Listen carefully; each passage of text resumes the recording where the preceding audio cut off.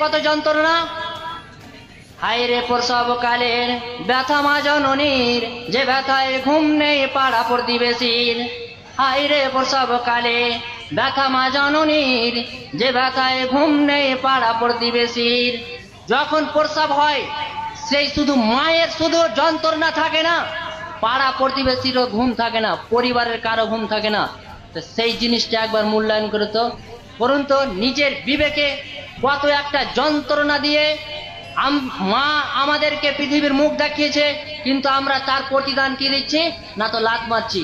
সে মায়ের দুঃখজনকের কথা কি আসছে দেখেন তো, ছেলে আমার পেটের ভিতরেও লাত মেরেছে এবং পেটের পৃথিবীর বুকে এসেও আমাকে লাত মারছে।